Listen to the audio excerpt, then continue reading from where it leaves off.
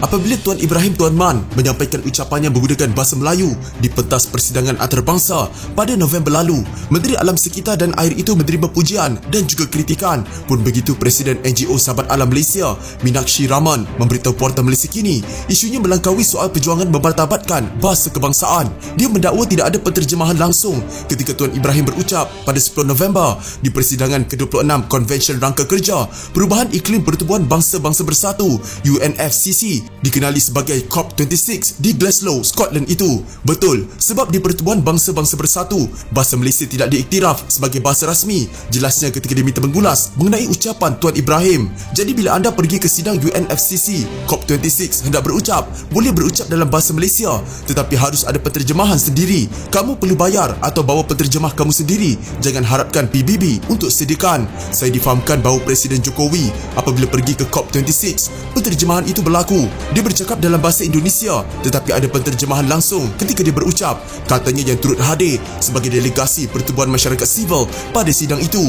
Menurut Meenakshi, urusan menyediakan penterjemahan langsung itu sepatutnya menjadi tanggungjawab pasukan Kementerian Alam Sekitar dan Air. Jadi bukan salah Tuan Ibrahim untuk berucap dalam bahasa Malaysia, tetapi harus ada terjemahan langsung ketika berucap. Terjemahan ucapan Tuan Ibrahim memang ada dalam salinan hard copy. Ucapannya itu memang diedarkan kepada delegasi. Katanya ketika ditemui wartawan Portal Malaysia Kini di Pulau Pinang. Jelas Meenakshi lagi, dia tidak pasti teks ucapan Tuan Ibrahim diedarkan sebelum atau selepas Menteri Kasar itu berucap, tetapi menekankan penterjemahan langsung ketika bercakap menunjukkan keseriusan suara yang hendak dibawa. Tetapi bagi saya itu tidak mencukupi, sebab kalau anda mahu negara lain faham semasa mendengar ucapan anda, harus ada penterjemah disediakan. Katanya lagi, menjadi amalan apabila pemimpin dari negara bukan bahasa rasmi PBB berucap, mereka akan membawa penterjemahan sendiri atau mengupah perkhidmatan jurubahasa. Tuan Ibrahim pada 26 November lalu menjelaskan kenapa dia berucap dalam bahasa Melayu di Glasgow. Berkata, tidak ada isu dalam bahasa kerana ada penterjemahan. Ada benda yang dapat saya perhatikan di COP26 tentang penggunaan bahasa. Masing-masing wakil negara bangun bercakap bahasa dia.